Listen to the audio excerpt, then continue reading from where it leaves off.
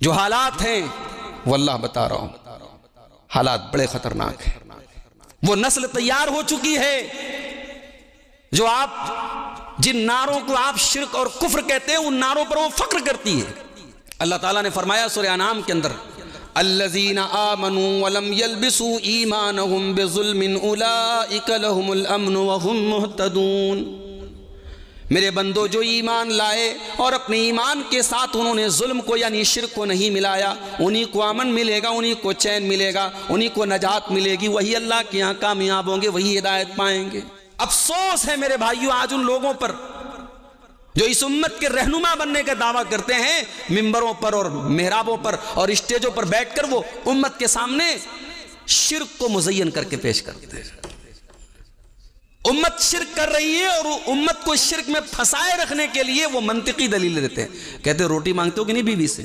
بیوی اللہ کی غیر اللہ، بیوی سے روٹی مانگ سکتے ہو؟ بیوی سے روٹی مانگنا شرک نہیں ہے تو پھر ولیوں کی قبروں پہ جا کے مدد مانگنا کیسے شرک ہو جائے؟ یہ دلیل ہے صاحب۔ کہتے چھت پہ جانا ہے تو بغیر سیڑھی کے آپ چھت پہ نہیں جا سکتے، فرسٹ فلور پہ نہیں جا سکتے آپ، فرسٹ فلور پہ جانے کے لیے سیڑھی کی ضرورت ہے۔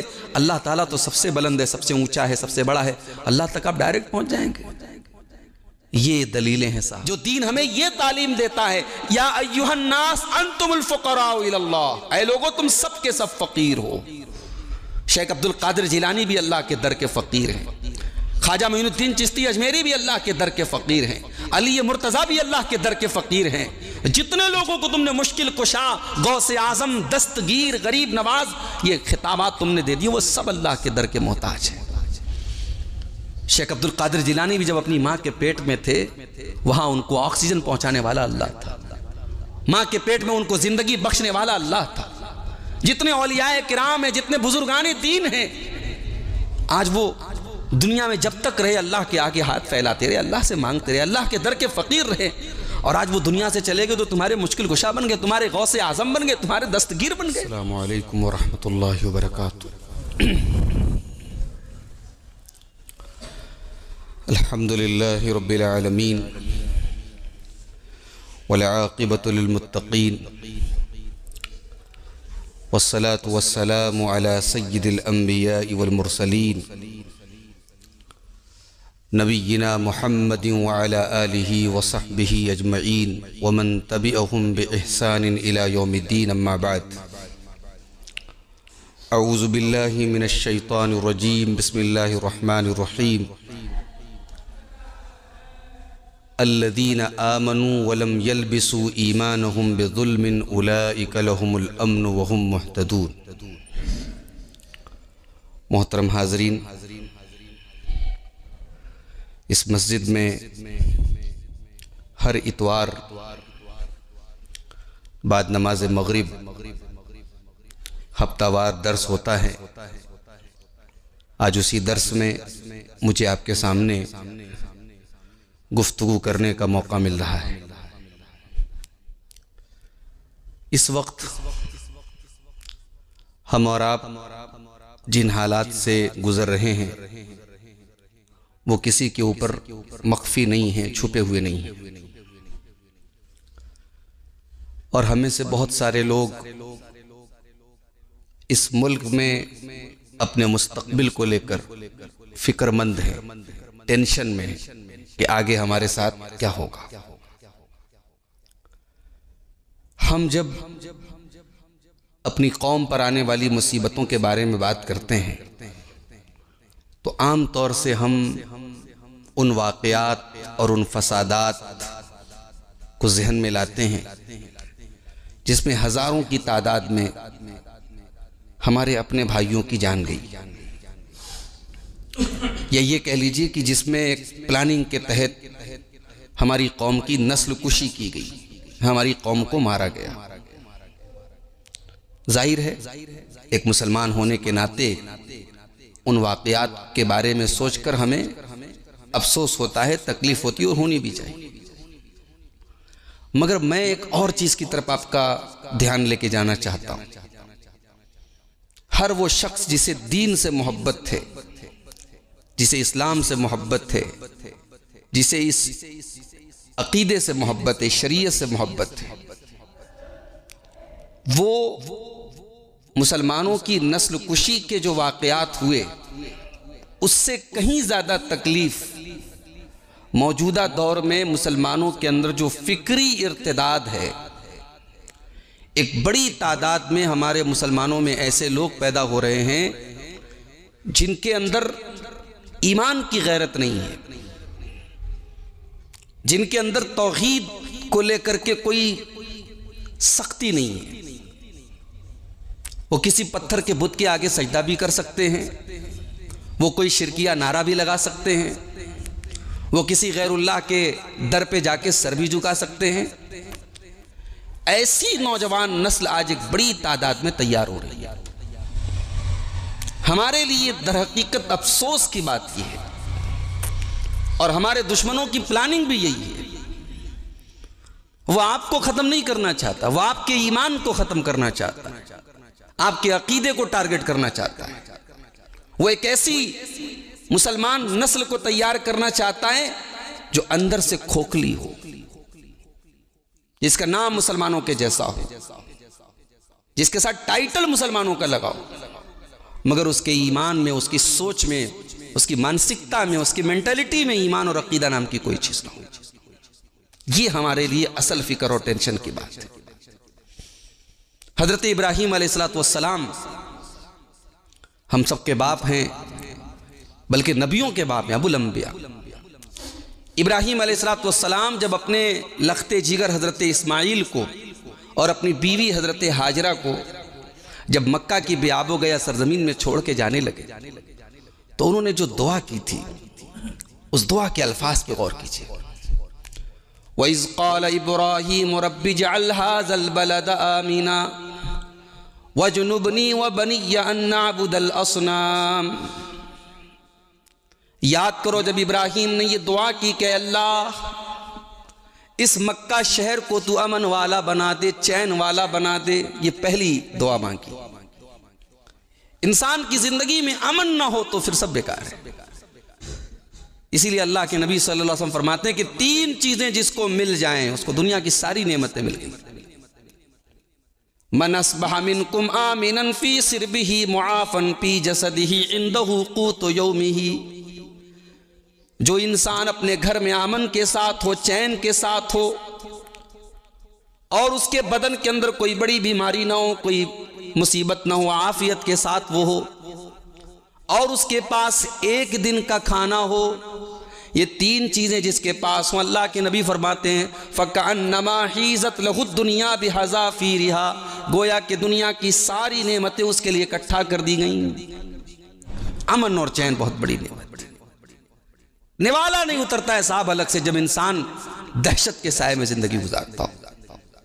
نعمتیں اچھی نہیں لگتی ہیں، یہ گھر کے ڈیکوریشن، یہ زیب و زینت، یہ قمقمے، یہ رنگ برنگ، دنیا ویران ہو جاتی ہے جب انسان کی زندگی میں دہشت ہو، خوف ہو۔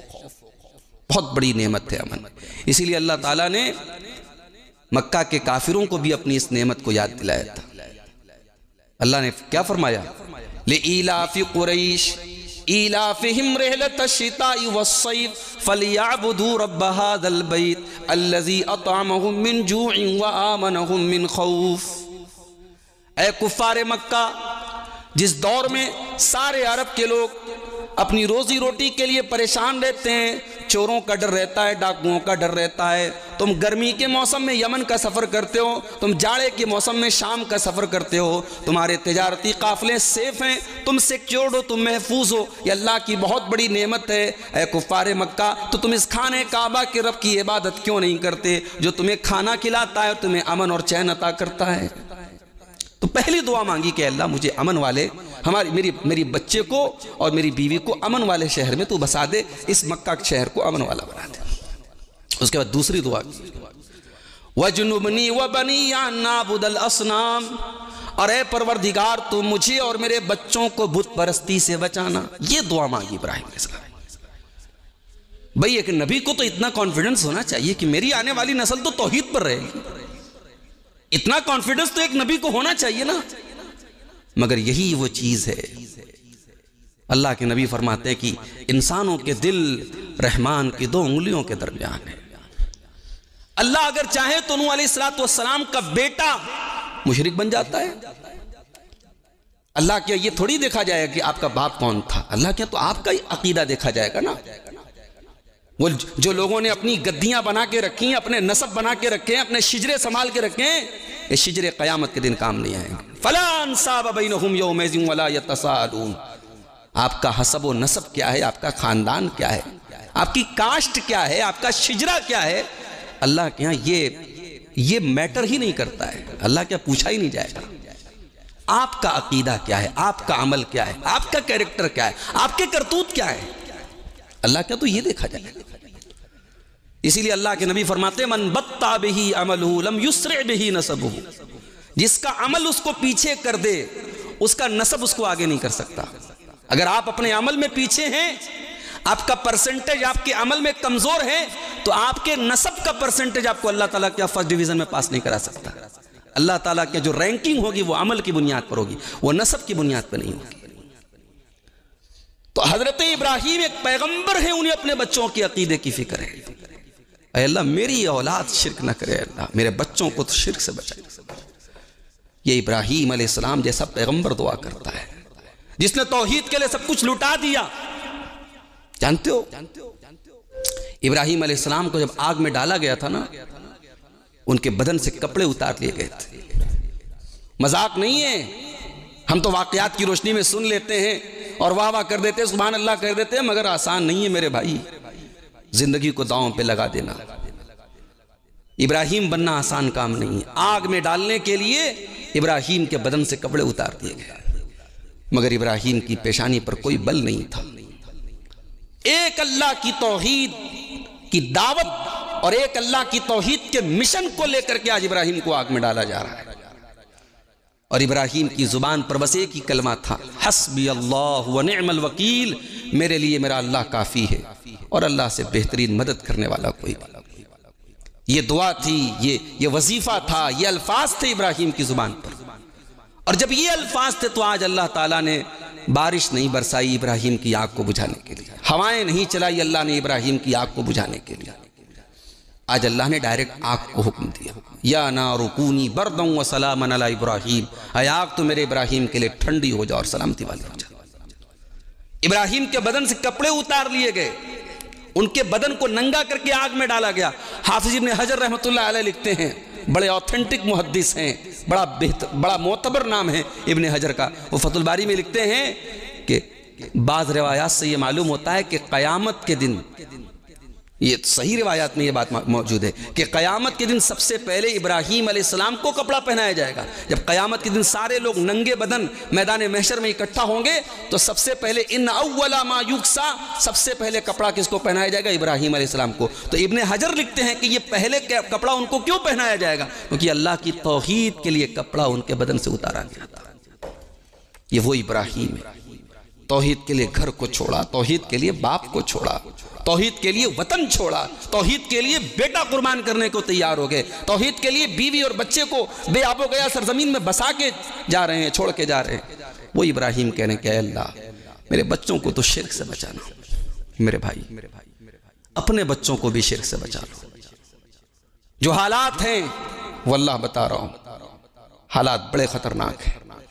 وہ نسل تیار ہو چکی ہے جو آپ جن نعروں کو آپ شرک اور کفر کہتے ہیں، ان نعروں پر وہ فخر کرتی ہے۔ آپ کے اسی بنارس کے ایک نوجوان کے بارے میں کل لوگوں نے بتایا کہ وہ جو ہے لوگوں کو کارڈ بانٹ رہا ہے، اور اس کارڈ پر جو ہے ایک شرک کے اڈے کی تصویر، ایک جو ہے جہاں پر غیر اللہ کی عبادت ہو رہی ہے اس جگہ کی باقاعدہ تصویر اور اس غیر اللہ کی فوٹو جو ہے، اس معبود باطل کی فوٹو لگا کر کے ایک مسلمان نوجوان، آپ کے علاقے کا نوجوان، بنارس کا، ہمارے ماحول کا نوجوان جو ہے وہ صاحب جشن منا رہا ہے کہ صاحب یہ ہو رہا ہے۔ میں اشاروں کے نام میں بات کر رہا ہوں، آپ سمجھ جائیں، باتیں آن دا ریکارڈ ہو رہی ہیں۔ یہ حالات ہیں ہمارے بھائی۔ ایک بڑی تعداد میں ہمارے نوجوان نسل جو ہے، ہماری نوجوان بچیاں آج مرتد ہو رہی ہیں۔ کیوں؟ کیونکہ ہم نے اپنی بچیوں کو دین تو سکھایا نہیں۔ دین کے نام پر ہم نے بہت کمال کر دیا، تو صاحب قرآن پڑھا دیا، حافظ جی کو بلا کر کے خوش ہو گئے کہ صاحب ہماری بچی نے قرآن ختم کر لیا۔ اس قرآن کے پڑھنے کا کیا مطلب ہے؟ رٹو طوطے کی طرح آپ کی بچی نے اگر 30 پارے کا قرآن ختم بھی کر دیا تو اس قرآن کے پڑھنے کا کیا مطلب ہے؟ اس قرآن نے آپ کی بچی کے عقیدے کو تھوڑی سنوارا ہے، آپ کی بچی کو توحید تھوڑی سکھایا ہے۔ اس نے تو عربی کے ٹیکسٹ کی طرح ایک جو ہے مقدس عبارت کی طرح اس کو پڑھ لیا، یاد کر لیا چند صورتیں۔ قرآن کا مضمون کیا ہے، قرآن کا پیغام کیا ہے، وہ تو آپ کی ہماری نوجوان نسل غافل ہے۔ ہم صاحب بڑے خوش ہیں، ہمارا بچہ کانوینٹ میں پڑھ رہا ہے، بنارس کے سب سے مہنگے اسکول میں پڑھا ہے ہمارا بچہ۔ ہم صاحب حیثیت ہیں، ہم کیوں اپنے بچوں کو کسی معمولی ادارے میں ڈالیں گے؟ ہم تو ہائی کلاس کے لوگ ہیں، ہائی کلاس ادارے میں ڈال لیں۔ آپ کے بچے نے انٹر کیا، گریجویشن کیا، اس نے کالج کر لیا، اس نے ماسٹرز کر لیا، پی ایچ ڈی کر لیا، انجینئر بن گیا، ڈاکٹر بن گیا، اس کے پورے سیلیبس میں، اس کے پورے تعلیم کے اس پورے سلسلے میں کہیں توحید نہیں ہے میرے بھائی، کہیں ایمان نہیں ہے، کہیں دین کی بنیادی باتیں نہیں ہیں۔ تو بچہ اگر آگے چل کر کے اسلام کے متعلق ڈاؤٹس ہیں اس کے دماغ میں، نبی کے متعلق اس کے دماغ میں غلط فہمیاں ہیں، تو یہ تو ہم نے بیج بویا ہے۔ کتنی مسجدیں ہیں میرے بھائی، جہاں جمعہ کی نماز میں نوجوان کب آتا ہے؟ جمعہ کی نماز کے 5 منٹ پہلے آتا ہے۔ اس گھر کے باپ نے کبھی نہیں کہا کہ بیٹا تو آدھا گھنٹہ پہلے جمعہ میں آیا کر، جمعہ کے خطبے میں جو باتیں ہوتی ہیں وہ تیرے لیے بھی ہوتی ہیں، کبھی نہیں کہا۔ ایک فارمیلٹی ہے، ایک کھانا پوری ہے، ایک اوپچارکتا ہے جس کو پورا کیا جا رہا ہے۔ 5 منٹ پہلے آئے، جمعہ کی نماز پڑھ کے چلے گئے، بس ہو گئے مسلمان کی کیٹیگری میں ہمارا نام لکھ دیا گیا۔ ایک بڑی تعداد میں ہماری قوم کے لوگوں نے اپنی عورتوں پر مسجدوں کے دروازے بند کر کے رکھے۔ صاحب ہمارے یہاں عورتیں نہیں آ سکتی مسجد میں، نہیں جاتی ان کی عورتیں۔ سال میں کبھی کوئی ایک پروگرام ہوا، تبرک کے طور پر عورتیں آ گئی تو آ گئی، ورنہ اس میں بھی نہیں جاتی ہیں۔ اب آپ کی عورتیں انسٹاگرام کے ذریعے، واٹس ایپ کے ذریعے، فیس بک کے ذریعے، سوشل میڈیا کے ذریعے، ان تمام پلیٹ فارم کے ذریعے ان کے دماغوں میں شرک کی محبت ڈالی جا رہی ہے، کفر کی محبت ڈالی جا رہی ہے، توحید کو ہلکا کر کے پیش کیا جا رہا ہے۔ یہ کوئی توحید کوئی معمولی چیز ہے؟ بھئی مسلمان کسی کی توہین نہیں کرتا، کسی کو گالی نہیں دیتا، یہ ہماری تربیت نہیں ہے، ہمارے دین کی تعلیم نہیں۔ مگر آپ غور کریں، مسلمان کسی کی بھی کا جے جے کار کرنے لگے، کسی کا بھی نعرہ لگانے لگے، کسی کو رب کہنے لگے، کسی کو معبود کہنے لگے، نہیں۔ مسلمان کا عقیدہ ہے قل هو اللہ احد اللہ الصمد لم یلد ولم یولد ولم یکن لہ کفوا احد۔ جو انسان کسی کا باپ ہو، کسی کا بیٹا ہو، کسی کا شوہر ہو، وہ رب نہیں ہو سکتا، یہ ہمارا عقیدہ ہے۔ دنیا اسے رب مانتی ہو، مانتی رہے، ہم نہیں مان سکتے اسے، ہم اسے پوجا کے یوگیہ نہیں مان سکتے، ہم اسے عبادت کے لائق نہیں مان سکتے۔ توحید کو صحیح کرو میرے بھائی، توحید کے بغیر دنیا اور آخرت کہیں چین نہیں ہے۔ اللہ تعالیٰ نے فرمایا سورہ انعام کے اندر، الذین آمنوا ولم یلبسوا ایمانہم بظلم اولئک لہم الامن وہم مہتدون۔ میرے بندو جو ایمان لائے اور اپنے ایمان کے ساتھ انہوں نے ظلم کو یعنی شرک کو نہیں ملایا، انہی کو امن ملے گا، انہی کو چین ملے گا، انہی کو نجات ملے گی، وہی اللہ کے یہاں کامیاب ہوں گے، وہی ہدایت پائیں گے۔ دنیا میں بعض لوگ صاحب ان کا مشن ہے کہ دنیا میں اللہ کا نظام لاگو کر دیں، بڑی اچھی بات ہے، یہ تو اسلام بھی کہتا ہے کہ اللہ کا نظام لاگو ہونا چاہیے۔ اس مشن کی شروعات کہاں سے کر رہے ہیں آپ؟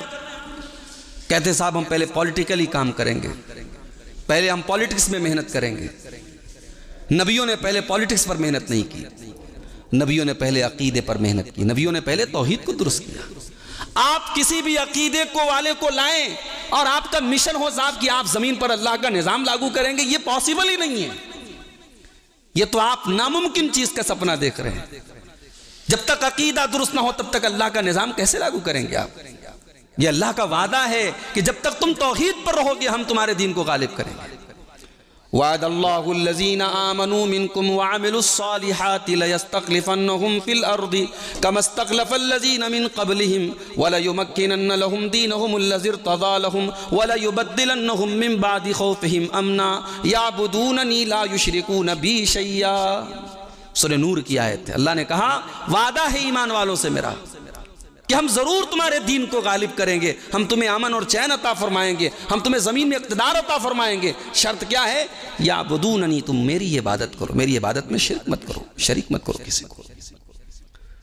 اتنا مضبوط عقیدہ ہو کہ آپ کا 5 سال کا بچہ بھی غیر اللہ کے سامنے ہاتھ نہ پھیلائے، اتنا مضبوط عقیدہ ہو۔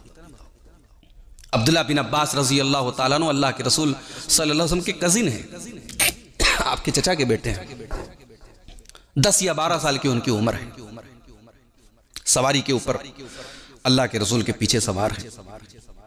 اللہ کے رسول صلی اللہ علیہ وسلم کہتے ہیں 12 سال کے بچے سے یا 10 سال کے بچے سے، کہتے ہیں یا غلام انی اعلمک کلمات، اے بچے میں تمہیں کچھ باتیں سکھا رہا ہوں، اس کو غور سے سنو۔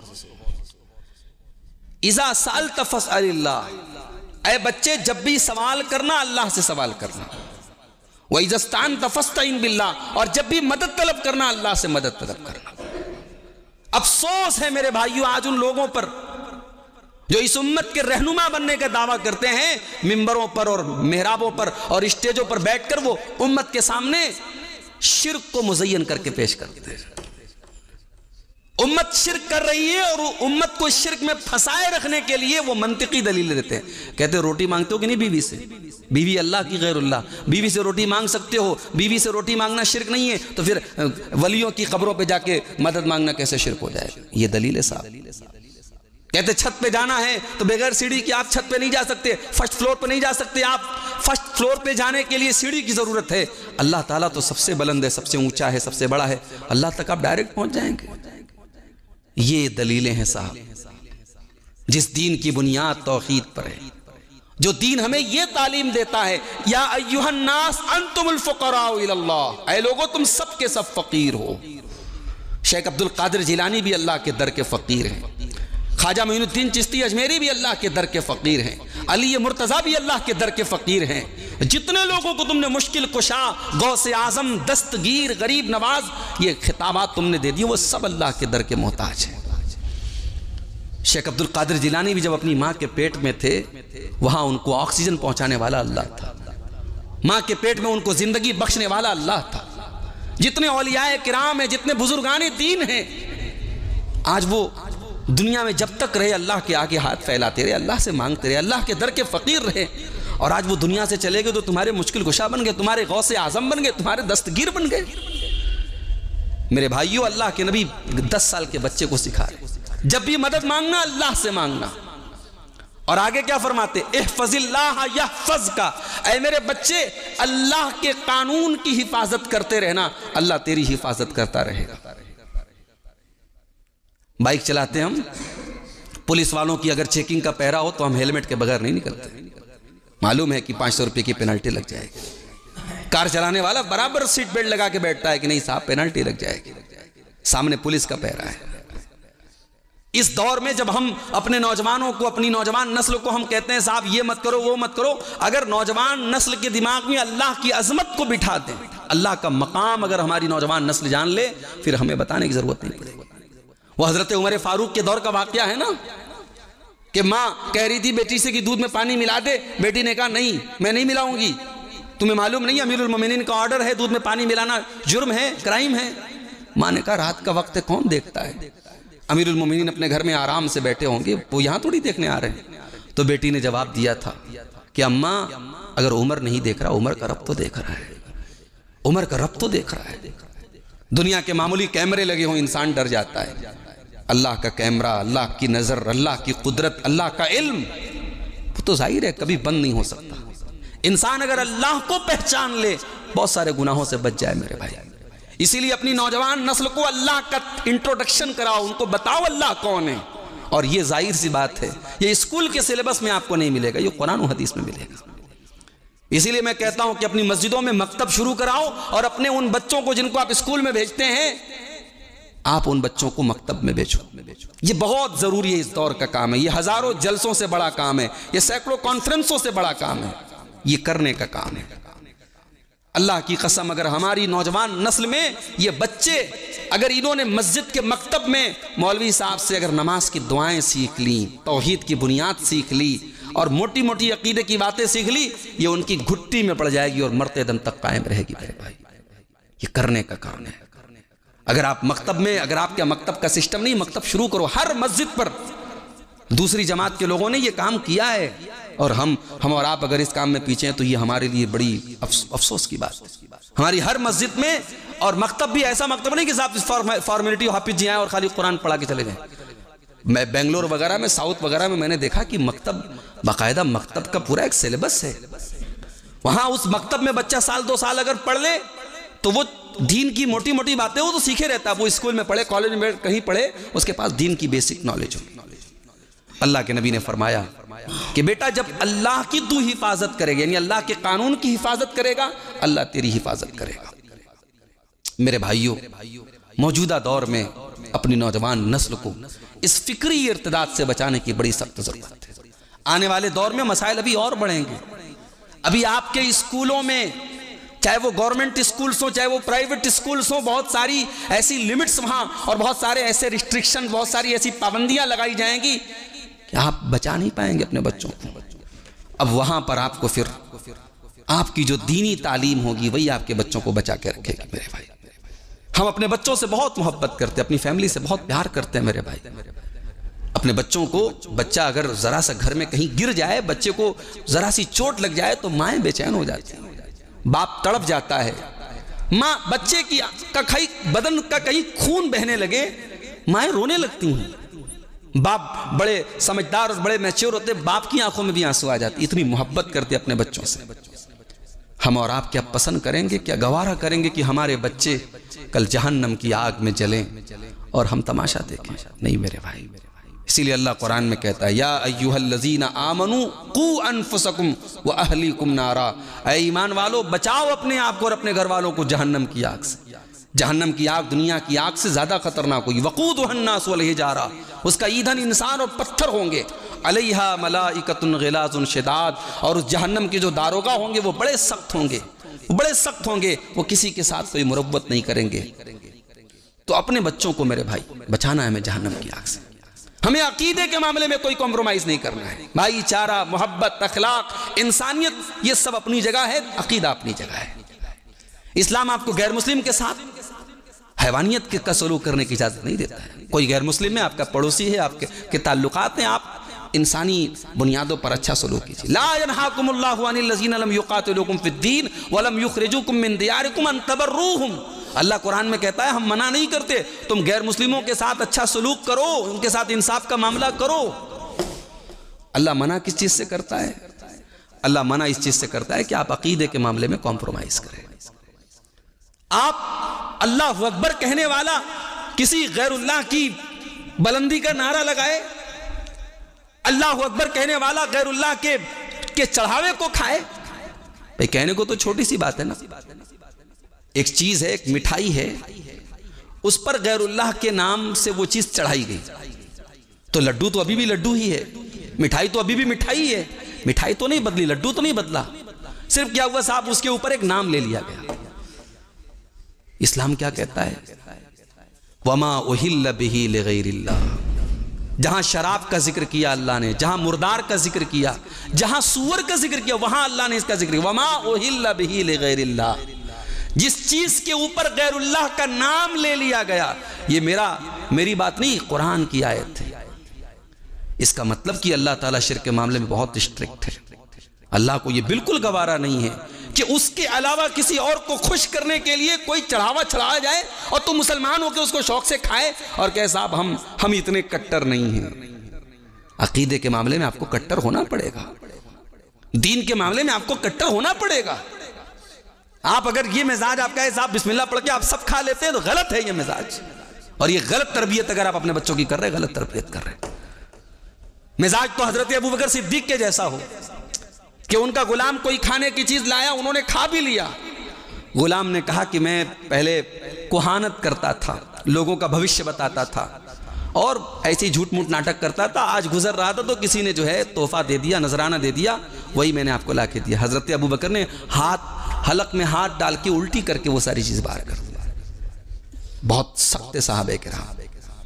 اللہ کے رسول کی پوری سیرت آپ اٹھائیں، کیسے کیسے نازک دور آیا آپ کی سیرت پہ، آپ کے صحابہ کو کیا کیا تکلیفیں جھیلنی پڑی.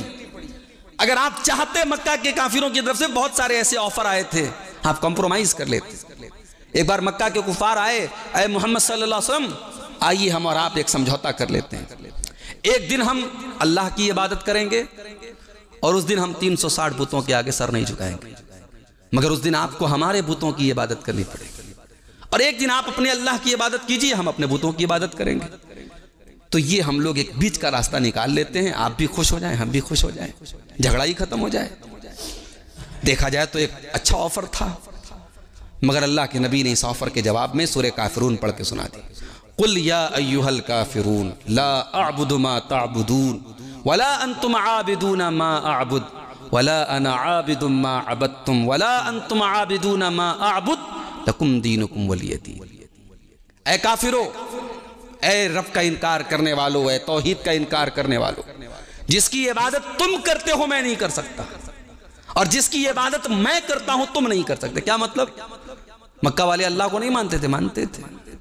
وَلَئِن سَأَلْتَهُم مَّن خَلَقَ السَّمَاوَاتِ وَالْأَرْضَ، اے نبی ان سے پوچھو آسمانوں کو کس نے پیدا کیا، زمین کو کس نے پیدا کیا، لَيَقُولُنَّ اللَّهُ، کہیں گے اللہ نے پیدا کیا۔ مانتے تو تھے اللہ کو، تب اللہ کیوں کہہ رہا ہے لا اعبد ما تعبدون، جس کی عبادت تم کرتے ہو میں نہیں کرتا، جس کی میں کرتا ہوں تم نہیں کرتے۔ مطلب یہ ہوا کہ اگر شرک کرتے ہوئے کوئی لاکھ لا الہ الا اللہ کا اقرار کرتا رہے، کوئی لاکھ کہے کہ میں اللہ کو مانتا ہوں، کوئی لاکھ ایاک نعبد و ایاک نستعین کی تکرار کرتا رہے، کوئی مطلب نہیں اگر شرک کرتے ہوئے یہ کام کر رہا ہے۔ اللہ کو ملاوٹ والی توحید نہیں چاہیے، اللہ کو خالص توحید، وَلِلَّهِ وَلَهُ الدِّينُ الْخَالِص، اللہ کو کی خالص عبادت ہونی چاہیے جس میں کوئی ملاوٹ نہ ہو۔ وَلَا أَنْتُمْ عَابِدُونَ مَا أَعْبُدُ، جس کی میں عبادت کرتا ہوں اس کی تم نہیں کر سکتے، جس کی تم کرتے ہو میں نہیں کر سکتا۔ لَكُمْ دِينُكُمْ وَلِيَ دِينِ، ٹھیک ہے تم اپنے دین پر چلو، ہم اپنے دین پر چلتے ہیں۔ ہمارے ملک میں یہی ماحول بنانے کی کوشش ہو رہی ہے میرے بھائی، میڈیا کے ذریعے اور اسی طریقے سے ایجوکیشن سسٹم کے ذریعے اور سوشل میڈیا کے ذریعے ایک ایسا ماحول کریٹ کیا جا رہا ہے کہ مسلمان اپنے دین کے معاملے میں، اپنے عقیدے کے معاملے میں سافٹ ہو جائے، ان کو لگے کہ یار یہ کیوں اتنی سختی کی جا رہی ہے ہمارے ساتھ، ہم کو کیوں اتنا کٹر بنایا جا رہا ہے۔ یہ کٹر نہیں بنایا جا رہا ہے، ہمارے دین کی پہچان یہی ہے میرے بھائی، ہمارا کلمہ جو ہے وہ اللہ سے شروع ہوتا ہے، ہم اللہ کی توحید کا اقرار بعد میں کرتے ہیں، غیر اللہ کا انکار پہلے کرتے ہیں۔ آیت الکرسی یاد ہے نا آپ کو؟ آیت الکرسی کے بعد والی آیت کیا ہے؟ فَمَن يَكْفُرْ بِالطَّاغُوتِ وَيُؤْمِن بِاللَّهِ فَقَدِ اسْتَمْسَكَ بِالْعُرْوَةِ الْوُثْقَىٰ لَا انفِصَامَ لَهَا، جو طاغوت کا انکار کرے اور اللہ کے اوپر ایمان لائے۔ اللہ کو ماننے کے لیے طاغوت کا انکار کرنا ضروری ہے۔ کوئی طاغوت اور اللہ کو چھوڑ کے جس کی عبادت کی جائے سب طاغوت ہے، طاغوت کی آپ عبادت کریں، طاغوت کے آگے سر جھکائیں، طاغوت کے حق میں نعرے لگائیں، کہتے رہیں لا الہ الا اللہ۔ اور ہم اس دور سے گزر رہے ہیں میرے بھائی، جس دور میں اللہ کے نبی نے فرمایا تھا کہ دلوں میں وہن کی بیماری اللہ تعالیٰ ڈالتے۔ ابو داؤد کی صحیح روایت ہے، اللہ کے رسول صلی اللہ علیہ وسلم فرماتے ہیں کہ وہ زمانہ تم پر آئے گا جب دنیا کی ساری قومیں تم پر ٹوٹ پڑیں گی اور تمہاری حالت جو ہے وہ سیلاب کے جھاگ کی طرح ہو جائے گی۔ صحابہ کرام نے کہا کہ اللہ کے رسول کیا اس دور میں ہماری تعداد کم ہوگی؟ آپ نے فرمایا نہیں، بل انتم یومئذ کثیر، تمہاری تعداد بہت ہوگی۔ آج اس ملک میں فیگرز میں ہم بہت ہیں، تعداد میں بہت ہیں ہم صاحب، مگر آج اگر حقیقت میں قرآن و حدیث کے پیمانے پر اگر ہم پرکھیں تو ہم کتنے ہیں میرے بھائی؟ اللہ کی نظر میں جو ایمان والے ہیں، اللہ کی نظر میں جو توحید والے ہیں، اس معیار اور اس کسوٹی پر ہم کتنے کھرے اترتے ہیں؟ اگر ہم وہ سروے کرنے لگے تو شاید ہم بہت کم ہو جائیں گے۔ نبی کے دور میں 313 تھے غزوہ بدر میں، مگر وہ 313 پیور تھے، اس میں کوئی قبر پرست نہیں تھا، اس میں کوئی غیر اللہ کے نعرے لگانے والا نہیں تھا، اس میں کوئی غیر اللہ کے لیے اپنے دل میں سافٹ کارنر رکھنے والا نہیں تھا، وہ لا الہ الا اللہ پر سختی سے جمے رہنے والے لوگ تھے۔ اور وہ 313 جب خطرے میں آئے تھے تب محمد عربی صلی اللہ علیہ وسلم نے بدر کے میدان میں اللہ کی بارگاہ میں رو رو کے دعائیں کی تھی، اللہم ان تہلک ھذہ العصابۃ لن تعبد فی الارض، اے اللہ اگر یہ مٹھی بھر یہ 313 اگر ہلاک ہو گئے تو پھر تیری توحید کا نام لینے والا کوئی نہیں ہوگا۔ تو ہمیں میرے بھائی، ہم وہ 313 جب بنیں گے تب اللہ تعالیٰ 1000 کے مقابلے میں بھی ہمیں فتح مبین عطا فرمائے گا۔ تو فگرز کے حساب سے تو بہت ہوں گے، اللہ کے نبی فرماتے ہیں تمہاری تعداد بہت زیادہ ہوگی لیکن سیلاب کی جھاگ کی طرح تم رہو گے۔ سیلاب کے اوپر جو جھاگ ہوتا ہے وہ دیکھنے میں بہت ہوتا ہے مگر اس کے اندر کوئی طاقت نہیں ہوتی۔ اللہ تبارک و تعالیٰ دشمنوں کے دلوں سے تمہارے روب و دبدبے کو ختم کر دے گا۔ کیا بتائیں میرے بھائی، کسی کا گھر جہاں وہ برسوں سے چلا آیا ہو، اس گھر سے اس کی یادیں جڑی ہو، اس گھر کو منہدم کر دیا جائے، اس گھر کو توڑ دیا جائے اور اس گھر میں گھسنے والا اپنا ایک شاندار محل تعمیر کرے اور اس پر جشن منائے، تو یہ تو ظاہر ہے کہ یہ تو کلیجے کے ٹکڑے کرنے والی بات ہے۔ اللہ تبارک و تعالیٰ دشمنوں کے دلوں سے تمہارے روب و دبدبے کو ختم کر دے گا اور تمہارے دلوں میں وہن ڈال دے گا۔ صحابہ کرام نے کہا کہ اللہ کے رسول وہن کیا چیز ہے؟ آپ نے فرمایا حب الدنیا و کراہیت الموت، دنیا کی محبت تمہارے دلوں میں آ جائے گی اور موت کی کراہیت۔ مومن ہے تو بے تیغی لڑتا ہے سپاہی۔ صحابہ کرام نے اللہ کے ساتھ سمجھوتا کر لیا تھا، اللہ کے ساتھ سودا کر لیا۔ ان اللہ اشتری من المؤمنین انفسهم واموالهم بان لهم الجنہ، اللہ نے مومنوں سے ان کی جان اور مال کا سودا کر لیا تھا۔ غزوہ بدر میں حضرت عمیر ابن حمام ایک نوجوان صحابی تھے، جب اللہ کے نبی غزوہ بدر میں صحابہ کرام کو ابھار رہے تھے جنگ کے اوپر، تو اللہ کے رسول نے کہا کہ اس جنت کے لیے اٹھو جس جنت کی چوڑائی آسمانوں کے برابر ہے۔ تو حضرت عمیر ابن حمام کھجور کھا رہے تھے۔ کہا ہے اللہ کے رسول واقعی جنت کی چوڑائی زمین و آسمان کے برابر ہے؟ کہا کہ ہاں۔ وہ کھجور کھا رہے تھے، کھجور انہوں نے پھینک دی۔ کسی نے کہا بھائی اتنی جلدی کس بات کی ہے؟ کہا کہ اگر ان کھجوروں کے کھانے تک میں زندہ رہا تو یہ زندگی زیادہ لمبی ہو جائے گی۔ اور یہ کہہ کر کے غزوہ بدر میں حضرت عمیر ابن حمام شامل ہوئے اور اللہ کی راہ میں شہید ہوئے۔ وہ صحابہ کرام تھے میرے بھائی۔ اور ایسا نہیں ہے کہ ان جنگوں میں اللہ کے نبی صلی اللہ علیہ وسلم اپنے آپ کو بچا کے رکھتے تھے، نہیں میرے بھائی۔ غزوہ احد میں آپ کے دانت ٹوٹے ہیں، آپ کا چہرہ لہو لہان ہوا ہے، آپ کی جان خطرے میں آئی ہے۔ اور پھر بعد میں جب جنگوں میں ضرورت پڑی اللہ کے رسول نے حضرت علی کو آگے کیا ہے۔ آپ کے داماد تھے، آپ کے چچا زاد بھائی تھے، حضرت زید بن حارثہ جن کو آپ نے بچوں کی طرف پالا تھا، جنگ موتا میں ان کو آپ نے کمانڈر بنا کے بھیجا، وہ شہید ہو گئے۔ پھر اپنی زندگی کے آخری لشکر کو جب آپ نے اپنی وفات کے پہلے روانہ کیا، اس لشکر کا کمانڈر بھی حضرت زید کے بیٹے اسامہ کو بنایا۔ اللہ کے نبی ان لوگوں میں سے نہیں تھے اپنے پریوار کو بچا لے جائیں، اپنی فیملی کو بچا لے جائیں، نہیں، اسلام کے لیے قربانی کی ضرورت پڑی تو میں آگے ہوں، میرا پریوار آگے۔ یہ مزاج تھا اللہ کے نبی کا۔ میرے بھائیوں، یہ دین کی کمزوری کا دور ہے، یہ فتنوں کا دور ہے، اور اللہ کے رسول نے فرمایا تھا کہ وہ فتنے آئیں گے، صبح کو انسان مومن ہوگا، شام کو کافر ہوگا، شام کو مومن ہوگا، صبح کو کافر ہوگا۔ ایمان کی ویلیڈیٹی 12 گھنٹے بھی نہیں ہوگی۔ فتنوں کے اس دور میں اللہ کے نبی نے ہمیں اور آپ کو یہ وصیت کی ہے کہ ہم جہاں تک ممکن ہو اپنے آپ کو فتنوں میں انوالو ہونے سے بچائیں۔ اس دور میں ہماری اور آپ کی ذمہ داری ہے ہم علماء حق کے ساتھ اپنے تعلق کو جوڑیں، جو کتاب و سنت کے داعی ہیں، جو کتاب و سنت کی دعوت دیتے ہیں، ان علماء سے ہم رہنمائی حاصل کریں اور دین کے اوپر جمے رہیں، اور اپنی اور اپنے اہل خانہ کی، اپنے پریوار کی ہم فکر کریں۔ ہر انسان اگر اپنے پریوار اور اپنی فیملی کو ان فتنوں سے بچانے کی کوشش کرے گا تو سوسائٹی کی اصلاح انشاءاللہ دھیرے دھیرے ہوتی چلی جائے گی۔ دعا کیجیے رب العالمین سے اللہ تعالی ہم سب کو اپنے اور اپنے بچوں کی، اپنی نوجوان نسل کے عقیدے کی فکر کرنے کی توفیق عطا فرمائے۔ رب العالمین ہمیں مرتے دم تک ولا تموتن الا وانتم مسلمون، قرآن کہتا ہے تم نہ مرو مگر اسلام کی حالت میں۔ یہ ہماری زندگی کا موٹو یہ ہو، مقصد یہ ہو۔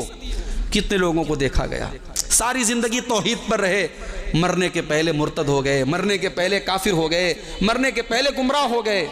ایسا نہ ہو، اس لیے اللہ کے نبی ایک دعا کیا کرتے تھے، اللہم انی اعوذ بک من الحور بعد القور، اے اللہ میں تیری پناہ چاہتا ہوں صحیح راستے پر آنے کے بعد میں غلط راستے پہ نہ چلا جاؤں۔ ربنا لا تزغ قلوبنا بعد اذ ہدیتنا، قرآن میں ہمیں یہ دعا سکھائی گئی کہ اے اللہ ہمیں تو نے ہدایت دے دی، اب اس کے بعد ہمارے دلوں کو تو کجی میں مبتلا نہ کرنا، ہمارے دلوں کو ٹیڑھا مت کرنا۔